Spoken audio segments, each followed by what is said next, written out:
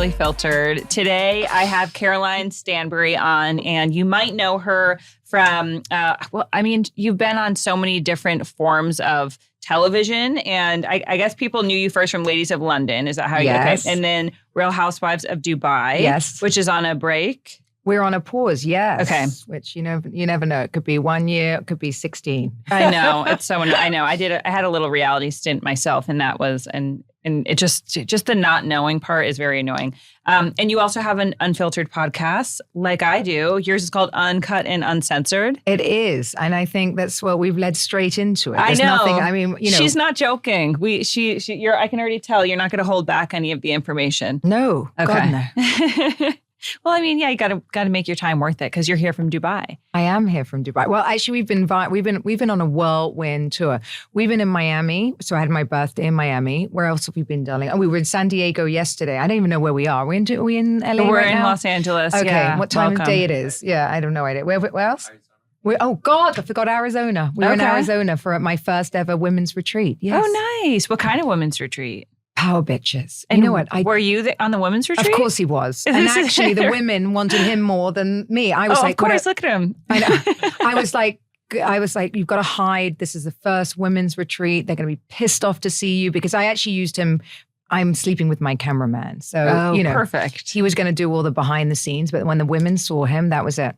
Yeah. So when I was doing my one-on-ones, they had one-on-ones with him and they absolutely loved it. He taught them all social media actually and brand growth, which was really nice. That is nice. So yeah, it was lovely. Okay, cool. So that was a retreat on womanhood and yeah, and amazing women showed up. One was running for Congress. Oh, okay. One worked for Condé Nast Traveler. Insane. Big time women turned up. I was shocked. I thought that we may be doing sound healing and crying into a bucket, but we were sometimes not. That's, sometimes we were not. There's a time and a place. Yes, there's a time and place. It wasn't on my retreat. Amazing. Okay. Well, I'm just going to jump into some of the questions that I'm curious about as somebody who I'm not like a super reality TV I'm so junkie. offended. So I had to do some research on you separately, and I listened to Teresa Giudice's podcast. That was interesting. And then I listened to one where you were on your podcast where you were talking to an expert in divorce, which we have that in common because I'm divorced. I'm not remarried. Thank you. And I love that. I feel like unless you're divorced, you don't know the right thing to say, and that is the right thing to say. It is. And that, I don't know if you know this about me, but before I had Uncut and Unfiltered, it was called Divorce Not Dead. I've heard of that, yeah. Okay, so that was my whole premise, which was like, I'm fine. This is a good thing. Right. When people feel like they need to give you condolences, and the last thing you want to feel like is people are looking at you like you're a victim or that you are somehow like less than because now it's actually sometimes most of the time you're in a better place if you made that conscious effort to. You were married how long? Well, we were actually married for less than 3 years. We were together for around 10. So it was kind of like the marriage was almost like the last hurrah. Yeah. I was like, maybe this will fix it. But it didn't. I mean, that's what happens a lot. But, you had a very public divorce as well. So that doesn't help. And it's, having eyes on you in this industry as well, it's hard to navigate. And I understand that. But I do think that so many people see divorce as a negative, and actually it's such a relief. By the time you get there, and that's what I always try and say, no woman I know makes a knee-jerk reaction and goes, oh, today I'm getting divorced. Yeah. It's not, you don't just wake up and go, this is the day. You've been thinking about it, a long time. So by the time you actually cross that, bridge, you're so fucking ready. It's like, what was that old picture of Nicole Kidman coming out of the courthouse? Like, that's what we're all doing, ladies. That's what we're doing. Yeah. I know. It's so true. Yeah. I mean, and also I think also the reaction from people it almost feels delayed. Like, actually, I was just at my sister's baby shower and my grandma comes up to me and she's like, are you okay? Are you happy? And I'm like, Grandma, you're like 3 years too late. Yes, now I'm happy. But people. Because they're embarrassed. Because they don't, know what to say. No one wants to say anything until later. I'm like, now, I'm happy now. I'm in a new relationship. I'm happy. But no, and I think people don't really want to ask you how you are when you're in the thick of it sometimes because they're almost afraid of what you're going to say.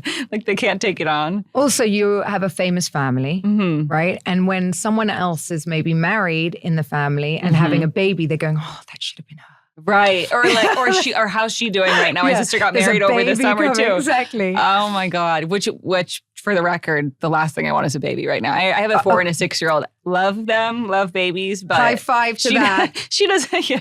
You want a baby? Oh, desperately he wants a baby. Could you drop one off with him? I don't have any to give right now.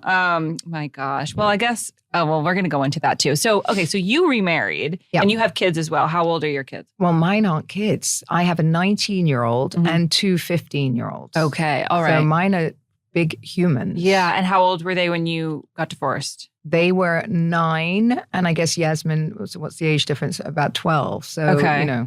And what's like one piece of advice you would give to people who are staying together for the kids or who don't? Yeah, well, I've got 2 pieces of advice.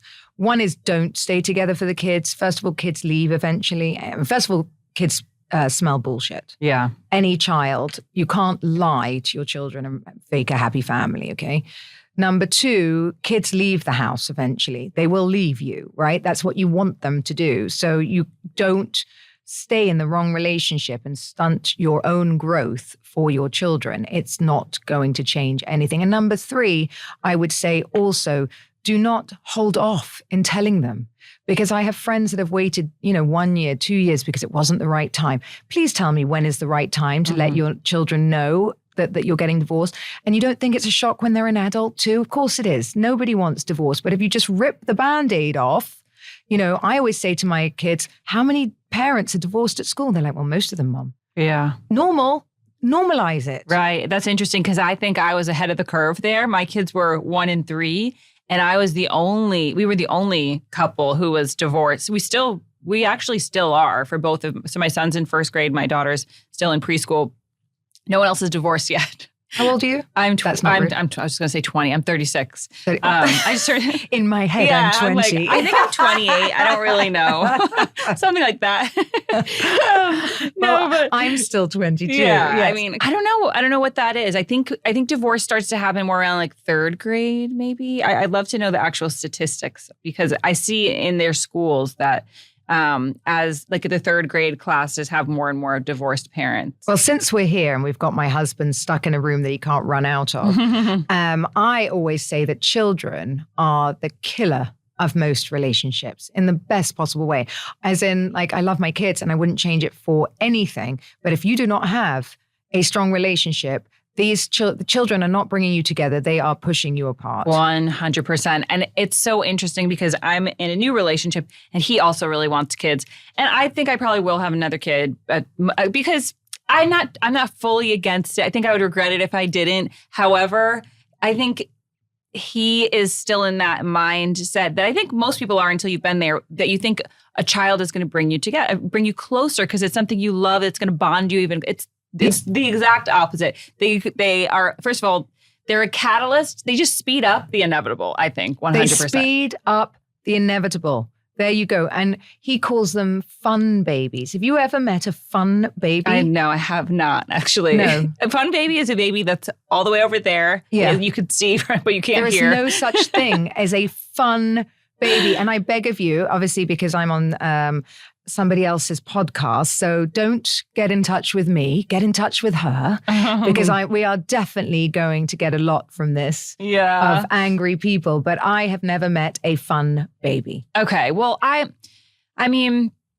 I don't know. It is really a hard thing. I think you're kind of in denial. You don't want to be the person who's like, oh, I'm not happy and I have this brand new healthy baby when there's people who, are trying to get pregnant and people who don't have healthy children and you want to be grateful that you are somebody lucky enough to be able to procreate and have a healthy child. But you can still be grateful and be honest with the fact that if you're not willing to give up basically all of your own self-care for at least those first 3-4 years, 2 to 3 years, I think, for literally, you got to be willing to give up your sleep. You got to be willing to give up you got to put them first. They can't do anything without you. And then when they get to go to preschool, go to school, you have a little bit more free time. But honestly, nothing's really ever the same. You can't really travel guilt-free ever again.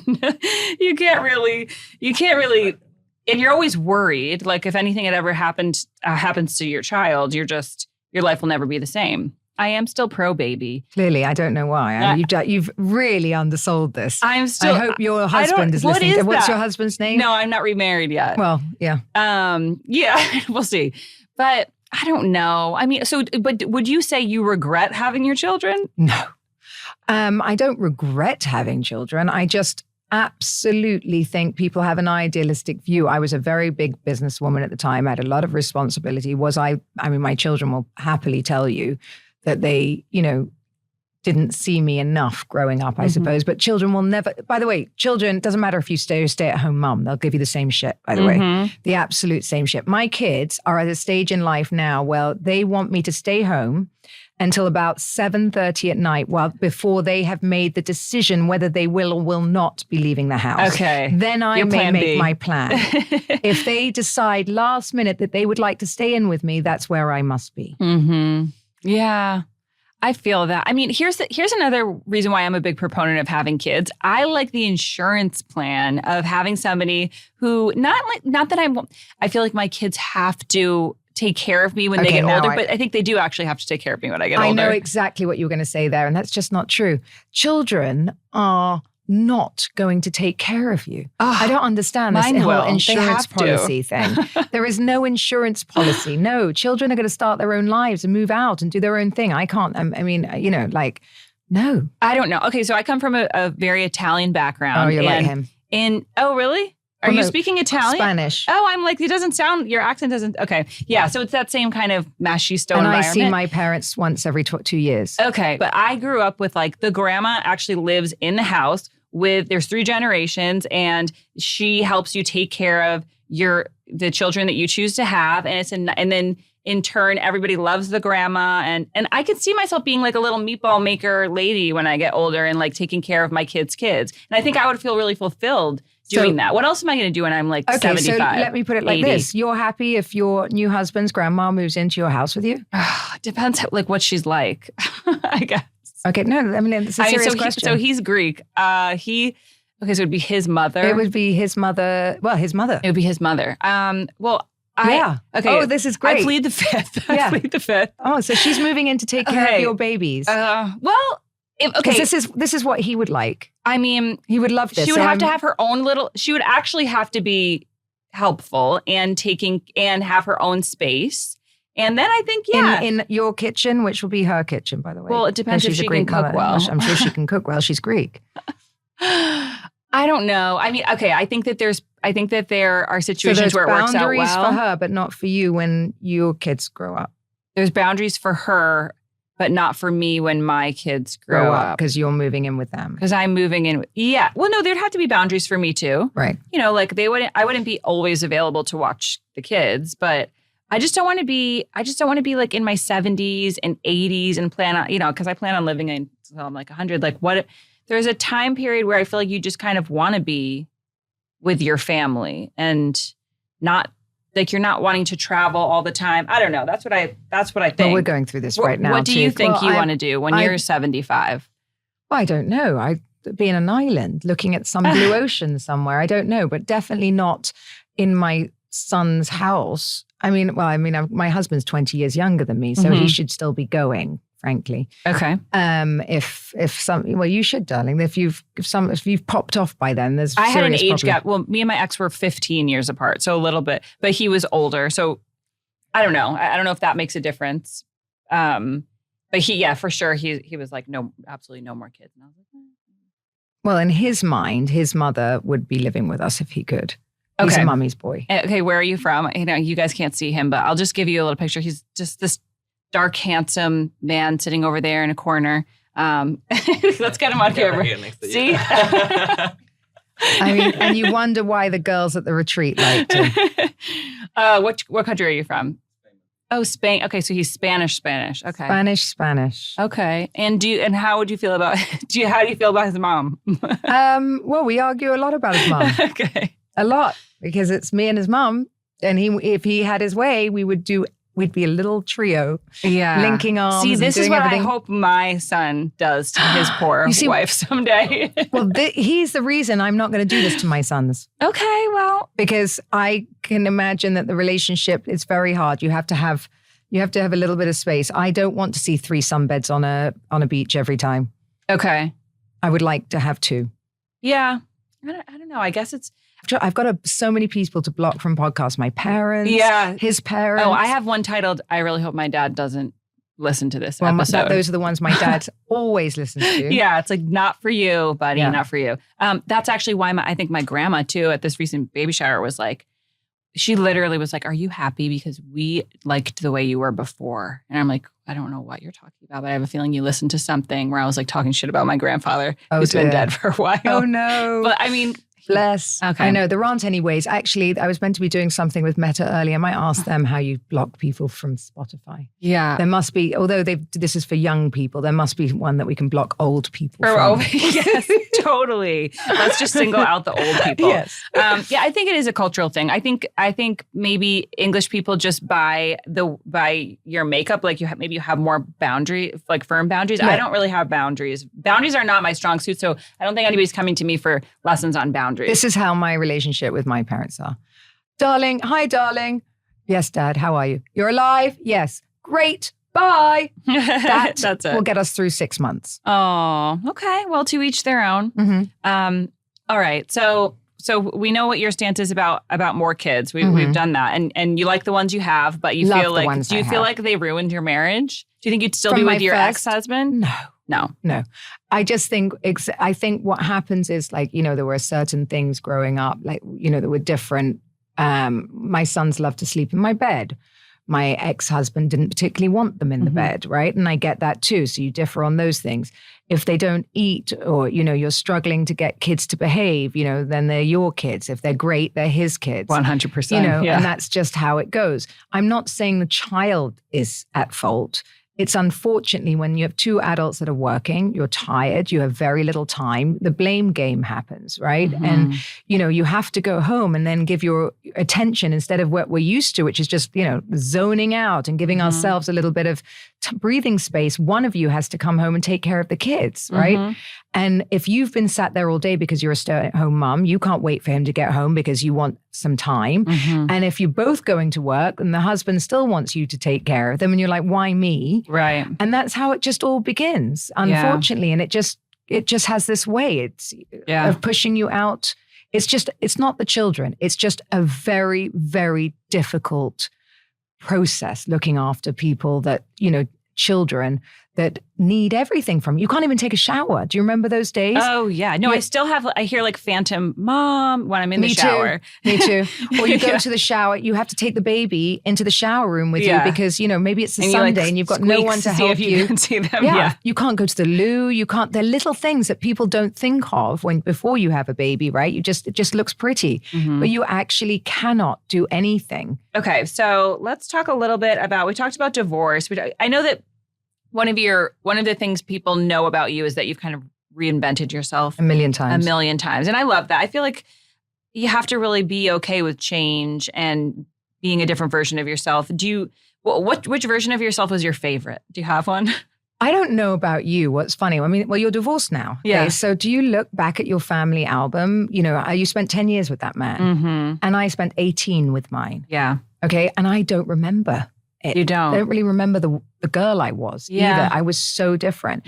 And it's so interesting to see because I just thought that was me being from a boarding school background that I'm very good at just moving forward and blocking things off. But I'm actually hearing that from a lot of people that have different I had a whole different life. Right. I'm a different human. I live a very young life with my husband now. Right. And we have this very carefree life. And before I had this giant house with the big car and the business and, everything that everybody wants. Right. And then I blew it up and now I live this crazy life where I'm always on a plane and, I don't know. I just, that's one life. Then I was in TV. I was this big businesswoman on Ladies of London. And then I was a housewife that, and the girls you all know housewives on there, their whole job is to tear you down. And on that show, according to my girls, I've never had a job, never owned a home, never whatever. Oh, you know what I mean? God. It's like, so you're again reinventing yourself into the housewife world, right? And trying to show people who you are. So yeah, I love reinvention and I'm doing it now since the show's been paused. I think, people are finally seeing me as the businesswoman again, which I am. And, I've started the retreats and I've done all of this kind of stuff. And I think people see that I'm not one-dimensional. I love it. Yeah. Oh, I didn't realize the retreat was your retreat. Yes, it was a retreat mine. that you threw. Oh, okay. Yeah. Okay. Well, that changes things a little bit. First of all, Housewives sounds brutal. It's brutal. Rhode Island I'm from Rhode Island, and they just launched one. And I'm like, oh my God, do I need to do that? But yes. But I live here now. But I'm there for the summers, but Rhode Island's so small. I feel like I probably know somebody who's on it, and I don't know. I don't want to be torn down. I don't want to tear other people down. I didn't realize that was kind of the premise. I think that weirdly, the producers don't actually tell you to do that. I think what happens is the competition between the women becomes so extraordinary. I gave up because it's not for me to tell people that what I do for a living if you haven't bothered to look. So that's fine. But I mean, Andy Cohen did it for me in Reunion himself and just said, well, I'm pretty sure she has a home. We filmed in it for Ladies of London. She has a job, all of these things. But it's always the people that don't. It's like a mirror image of themselves. They have to put shit on your life to. Interesting. It is just the way of the world. It's not Housewives written, it just happens because maybe you become the most popular one and then, you're so pretty and then you've got this life and they just want to shit on it. They want to find anything they can, you know? And they will literally dig through anything. And if they aren't, the housewife trolls will. That's true. Yeah. But then you got people to defend you too. You always got people who have your back. Yeah. I've got really loyal fans all the way from Ladies of London. I've been really, really lucky. And they saw my kids grow up, me grow up and, So when you were in London, were you had a business? You weren't home with the kids? No. Right. Okay. No. What was your business? So I had a luxury online website called Gift Library, and we had about 78 employees, and it was like in a lot of countries. It was very high pressure, and I was looking after everybody. Every big name was buying from me, and it was really, really fun. I loved it. That was my baby. So having babies on top of that baby was very difficult. I'm sure. Yeah. Wow. Okay. And then you sold that business or moved on from it? No, I actually had not a great experience at the end. It's a long story. So just two investors that didn't really love each other. It happens. Yeah.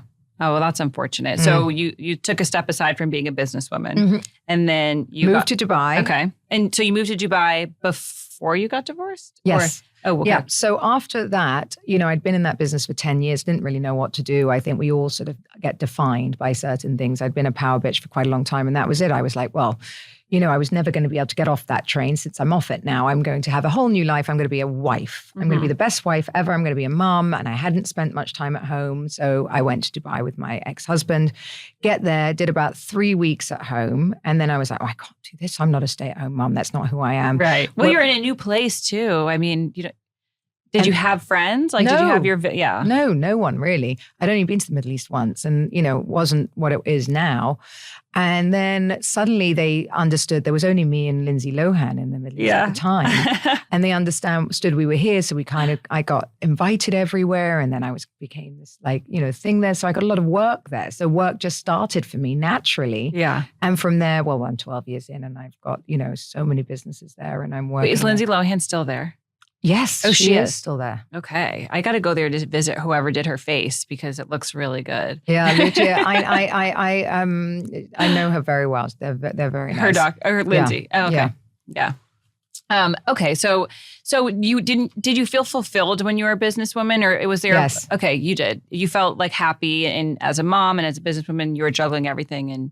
Well, I mean, I think like anyone, I just listened to Emma O'Grady yesterday, I think, on about Skims. And I was just saying, look, you step into what no woman knows what you're doing in business. It is literally winging it, right? Every business is different. It goes very different directions. What it did do, it fulfilled me every single day. It was never enough just to be one of these things. I love it. I've always loved it now. I'm investing in property. I've got, we're building in Bali. We've got the podcast. I'm running, dropping a homeware line now, a wellness brand too in Dubai. We're about to launch in the vitamin shops, all our wellness products in America. And, I need all of it to be whole. So when they say the work-life balance, what does she say? Show me a woman that says she has it. I'll show you a liar. Yeah. Because there is no work-life balance. We work all the time, but our life happens within that. Right. Because we work from home, we travel together. You know, my husband, my PA's been with me since she was 19. She's 31. Oh, wow. Well, that says something about you. People can stand to be around you for long periods of time. Well, I don't know about that, but you know, I don't know. Well, he's still here and she hasn't left, I guess. Well, yes. Oh my gosh. Okay, so you took a little break to be a housewife for 3 weeks, like a real housewife. Yes. And then you were like kind of a fake housewife on the Real Housewife, because you're not actually a housewife when you're on the Real Housewives, because you're working. Everyone works, yeah. Yeah. So that didn't come till probably 6 years or 7. Where am I now? I know 8 years into my life in Dubai. I built many businesses there now and all over the world. So that, you know, I'm very lucky. We are busy, busy, busy. This is the busiest I've ever been, and I'm 49 years old. Mm-hmm. But the one thing, when housewives came to Dubai, I was like, why not? You know, it's like, I considered these shows a bit like pregnancy. You kind of loathe them when you're in it. Right. And then afterwards you're like, oh, let's do that again. Exactly. Well, I think that's kind of what's happened to me. You forget. You said you forget what it felt like to be in different phases of your life. I think that's by design. I think we're made to be that way so that people will reproduce. Yeah. And that's the truth. Like, so you said it was the hardest thing having a baby. And then the same sentence before you've even drawn breath. You're like, but I'm going to have another one. So, you know, make it make sense. Yeah, I know. It's true. It's true. Okay. So tell me about you two. How long have you been together? Where did you meet? So we have been together, I think, 7 years now. Sergio was 24 when I met him, and I was 43. That's barely legal. No, I'm just kidding. It's hello. I literally, he was 31 the day I met him, actually. Mm-hmm. And it went to 28, then it went to 27. Stop. Then when we got to 20, little liar. I asked him for his passport. No, don't worry, I don't have it on me.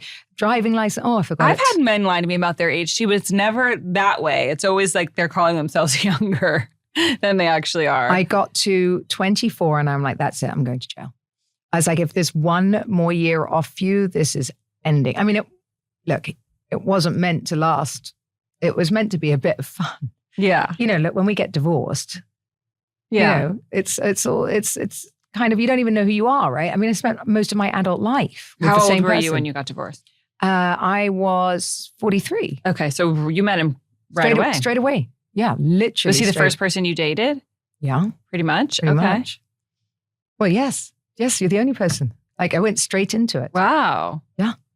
And it was just meant, I was just here. I wasn't meant to have, this wasn't meant to last. Yeah. I still don't know how he's still here. Well, I think that must mean it was a lot of fun if you still haven't sent him away. Well, I mean, I did send him away a few times. Sent him on dates. I sent him away, told him this will never work. Aww. There is no way, that this could work. We met here. So that there was no children with me or no life, that he could see. And he was just retired from playing football.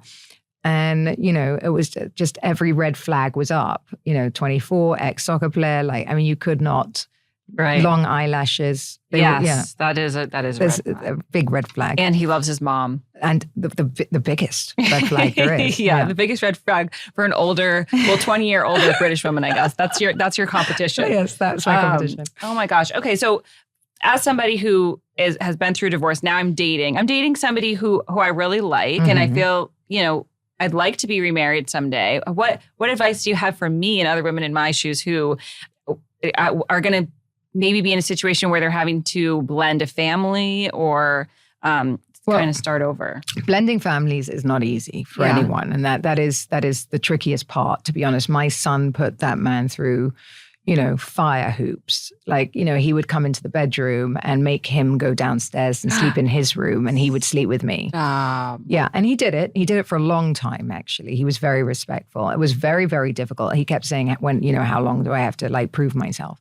But my children are older. Mm-hmm. I think, all I can say to you is don't be scared to take the next leap. I do feel the second time round. This is only your second time. Yeah. I really hope to never get to the day where I'm like, this is my third or fourth. Yeah. Yeah, I don't know how that happens. 2 chances. Okay, so second time round, I feel like you already know what you will and won't accept. Right. And I would say to you, the one thing that we did was very, very honest with each other, because obviously, I mean, maybe we were more honest because of the age gap. So I wasn't as scared to have conversations that maybe as an older woman with an older guy who's already established would. So we discussed prenups, money, how it would work, all of these kind of things, which I think women are so scared to have the conversation, which I would say to all women going into a new relationship, you must. Right. Especially because you've got children. Like you must have money and assets that, if you got divorced, should only go to your children. Right. You must have, he must have things as well that, you need to know where you stand going forward. And those are, once those conversations that are so hard to have are out of the way, let me tell you, everything changes, because you know exactly this is the right person. We know exactly what happens if we get divorced, what happens if I drop dead, what happens if I'm not dropping dead. His eyes. All of these scenarios so that everyone is comfortable. My kids would know too, right? And also like things like silly things, or not silly things, but when you get divorced after so long, you get alimony and you get things that you built up in a marriage before. Now those things for me, I don't know about you, should absolutely go to my children and not him, no matter what. Right. And he feels the same way. Yeah. Like he's not entitled to my ex-husband's money. That goes to my children. Right. Nor would he want it, by the way. Of course. Yeah. Some do. Yeah, some do. That makes sense. I think also just the things that you don't talk about, it's not like nobody's thinking about them. Like, I think that probably helps the relationship too between your children and him, because everyone's clear about, well, my children are in that stage that they're old enough to know. Right. So that is a conversation that is really powerful to have. And like, look, lots of people get divorced. Nothing's going to change. This is what you have. And I actually had it even with their father. Because even, like imagine you're going through a divorce and you're angry at each other, right? And he's like, well, I'm not going to give you any money, and he's not going to be lying on a beach spending my money, right? Which is a natural reaction for a man, especially when it's a younger guy, right? They think that's all they think about. And I'm like, I'm not giving him. Because you were already dating him when you were going through all of that. For the divorce, Got it. So, obviously I was like, I just need you to know that this is for the children. Whatever you want to give me will go to our kids, nothing else. You know? And that's it. And that, I think it's a really powerful, powerful, powerful conversation to get to a good place. Now we are at a fabulous place. We can go for dinner with my ex-husband. We do go for dinners. We're talking about going on holiday together. Why? We're good. You'll go on holiday with your ex-husband, but not his girlfriend. Mom? Well, bitch, where is the girl code? Where is your sister? Olivia, if you're listening to this, she has said some terrible things. No, that's great. I mean, sounds like you guys have gotten to a good place. Yes, we've got to a good place. So I will go on holiday with his mom once a year or twice a year. I just don't want anyone living with me. Yeah, okay. Makes sense. And then my ex-husband, he has a girlfriend. So I was thinking, I don't need to be lying on the beach, all four of us on sunbeds together. But if we're in the same town, do you know how much easier that is with 3 kids? Yeah. They can run for dinner with him one night. Right now we do 1 month holiday. It is very hard to entertain children for a whole month, right? Yeah. And then by ourselves and like this. And it's so expensive. We have to go on 2 major holidays. So like this, and I need 3 rooms before we've even set off. Right. So if I could split that with him, this would be ideal for me. Right. And we are in a position that that's not so awful for us anymore. We can do that. We have lovely dinners for the birthdays and whatever it is we have to do. And I always say to people, just remember this. Okay, you may hate each other right now, but there is no such thing as divorce. When you have children, you're not divorced. Unfortunately, I don't know about your relationship with your ex, but you are going to have many times that you're going to have to see him and get through it. I already have FaceTime with him twice this morning. Well, there you go. Yeah. So you can do it the hard way or you can do it the easy way. Right. And I totally agree. Yeah, it's nice to, I was in that place during mostly with the lawyers and everything where it was really nasty. And then now we're in a place, he doesn't have anybody new yet. I wish he did. I think it would make things a little bit better. It does.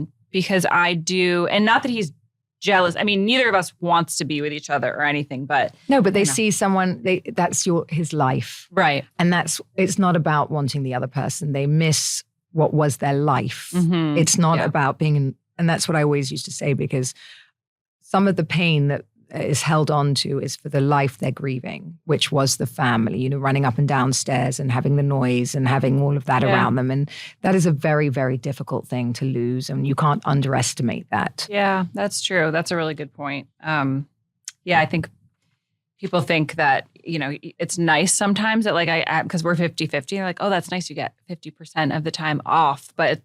And sometimes that is nice, but especially in the beginning, that silence and just is deafening. It's deafening. Yeah, it was that was probably the hardest thing about getting divorced. Okay, I'm going to move on to just some fun questions, especially for your fans. What's a misconception about you that you actually enjoy leaning into? Oh, that I'm a cold-hearted bitch. I mean, that's okay. I have enough friends. You're not a cold-hearted bitch, is this your character? Or I think is it your character throughout life? Is this what you use kind of as all the way? All the way. Okay. Yeah. So it's not a front. No, but don't tell anyone. Do you think she's a cold-hearted bitch? Yeah, and you're into it? Okay. He's into it. I need a psych eval of this guy totally just to see what kind of man wants a cold heart. I guess maybe that. You can come and sit here, honey. She can put us both into them. Well, okay, you guys seem happy, so we're happy. As long as you enjoy a cold-hearted bitch. I mean, she's hot. I'll give you that much. If someone had never seen Ladies of London or Real Housewives of Dubai, what moment would you tell them to watch to really understand who you are? Oh, I think probably my most famous moment is the Blue Unicorn, and that moment does sum up who I am, because I'm having a full-on angry fight with someone dressed as a unicorn. That's how I feel in life. And she was dressed as a kangaroo, but I had jumped on top of her husband, and she was upset that I would jump on top of her husband. Okay. But obviously, from the viewer's point of view, it looks like I'm in the room alone with the husband. But anyone that's done TV knows, obviously, there's a whole team of people in there, right? And I'm dressed as a unicorn, I'm neighing. Oh, okay. Right? Okay. So you were having fun. I was having fun. I don't really know. That is my nature. And if you know me, I don't know anyone that can take that seriously. And that is exactly who I am. And Juliet, if you're listening to this, I would do it all over again. Oh, no. All right. Oh, no, I've got one more. Oh, my God. This is even better. So it's all on Ladies of London. On Ladies of London, I was really mean to one of the girls, and they all said she deserved an apology. Okay. So I give her the apology, and I wake up in the morning and I go to breakfast, and she goes, thank you for that apology last night. And then I went, actually, I don't mean it. You took it back? That was everybody else's reaction. I was like, I can't give an apology that I don't really mean and don't believe in. Yes. And they go, you can't retract that. And I said, I think I just did. Oh, no. Okay. Well, yeah. I mean, I guess you're being true to yourself. True to myself. And also, nobody wants a bullshit apology anyway. No, and I don't want to be pushed into an apology. I don't believe I owe her. What about I'm sorry you feel that way? I did say that. Okay. I did say that. I said, look, I don't feel like, I did anything wrong, but if you felt that way, then, I respect that. Can you give us a little more context? No, I can't remember. Okay. You don't remember? That's how so much many years ago. Housewives of Dubai, anything that really summed me up? No, I think so many. I mean, I don't know. It's just crazy. She's wild. Okay. I'm the calm. The relationship will explode in any situation. Yeah. Okay. So you have a temper. Yes. Okay. Big time. It's like a roller coaster. Zero. I mean, it might be menopause, to be honest. I am at that stage. So if I can tell you things that she's done to me, I organized the biggest surprise for... Darling, she's not asking that question. You don't need to give her that. I understand. I'm telling you. I locked him out of the bedroom. Something that summarizes who you are. I organized a whole surprise in a suite, roses everywhere, balloons, and she literally... And he actually found his wedding vows that he hadn't managed to read to me at our wedding because he lost them. He was so nervous. He found those, and I locked him out the room. They're all ready. So then literally, I'm about to open, I don't like surprises. Do a surprise for her. And she literally locked me out of the bedroom, and I was in the hotel corridor for 2 hours, and she went to bed. And you went to bed? Yes. Wait, you went to bed in the room with all the roses and everything? Yeah. And you didn't want him to... So you went in And then you saw the surprise early? Yeah, and I hate surprises. Yeah. Loathe them. Didn't want me there. So every time I'm going to have a surprise, I know what's happening. Everything starts... He starts with a helmet. Yeah. Everything is horrible, and then there's a happy ending. You haven't stopped the surprises then? No. Okay, I don't understand. There's some kind of a dynamic here that you're both getting something out of, but I haven't... It's the happy ending at the end. Okay. Oh, you are not you getting guys a happy like ending, I can sex. assure you. Those. Oh my God. You know what? I kind of feel you on that. I also hate surprises. Like, I don't like... And I had a guy who knew that and surprised me anyway. And I felt like it was almost like he was taunting me in a way. Yeah, it didn't feel nice. I've told you a million times I don't like any surprises. Just tell me what's happening and where I need to be and why. I'm going to keep doing it. So. I know you are. Yeah. Oh my God. Okay, let's end with this one. What is your... Okay, so obviously you have a temper. What would you consider your current toxic trait and the one that you know is a red flag about yourself, but you're keeping it anyway because you like it? Don't look at me, honey. I don't know you that well. I don't know. You don't know me that well. You know what my toxic traits are. What is my toxic trait? What do you mean by a toxic trait? Bad habit. Oh my God, there's so many. Well, okay, let's say one that... Is there one that you're actually working on? I guess we could change it to that. Like, is there something that that you are actively trying to change? Oh my God. I can say we so all many. have things that we're working on, She right? literally doesn't listen to me at all. Like, I have to repeat myself. No, I didn't listen to anyone. Well, you do have a thick accent. Is that? No. And he speaks Spanglish. You know about Spanglish. I understand every third word. Holy But he looks so pretty. I don't really care. That's why she can't. She's trying, but she she just can't. doesn't listen to me, so I have to repeat myself 3 times a day. Because you just talk about rubbish some of the time. Like, it's not necessary. We can be in the car on a car journey. He won't stop talking. It calls keeping a conversation. No one wants a conversation in a car, darling. That's when people shut up. No, like you talk to people in the car, right? My situation's different. I have 2 kids in the car usually with me, but when I'm with a... Oh my God. Wait till you see this. This is what's wrong with our relationship on my phone. We need a baby. Oh my God. Wait, we have to zoom in on this. We need a baby. Does that mean you guys have to go take a little fuck break? Every single day. We're not having a fuck Every break day right now. At 12, I'm manifesting we have a baby. Oh. So then the baby is happening. I'm getting a new phone. Where's the nearest Apple store? Oh my gosh. I wonder if you're going to give in. She's going to give in, I know. 100%. I think she might. And there's always signs coming to us. Mm-hmm. That is not a sign. You program my phone to do that. That's a sign. That is not a sign. That looks like a sign to me. I don't know. Yes. Oh my God, you guys are the best. Okay, so I think we just need to clear up this Talking one in the last car. bit, and then we'll wrap it from here. He will never be quiet. So like, just as I will just tell him that I need a little silence, right? Just for a minute, and he'll be going, look at the leaves on that beautiful tree shut over up. there. No, she will literally not talk to me. Even if we're on a date night, she will just be on her own bubble. And I'm like, honey, I'm here with you. We climbed the Himalayas 12 days on a bloody mountain and he never shut up. Only because there was no phones available. It was beautiful. Yeah, but we could walk just silently. Yeah, the beauty of life. Like she just literally, we could be driving around the most beautiful scenery in the world. Mm-hmm. And she's just on the phone looking down. I'm like, honey, just look around and just doesn't. Yes, he's like a you guys are baby. You guys are the perfect balance for each other. I think you'd make great parents together. So we're gonna end on that. I think I love you more and more after this podcast. How do we block this podcast? Oh my gosh! I can always move in with you. I'm fine.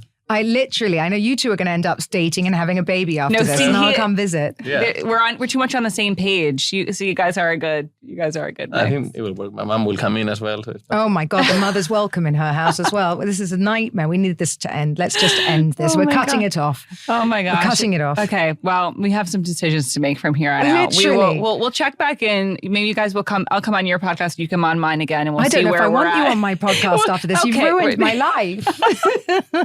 All right, well, we'll see. We'll see about that. All right, guys, over and out.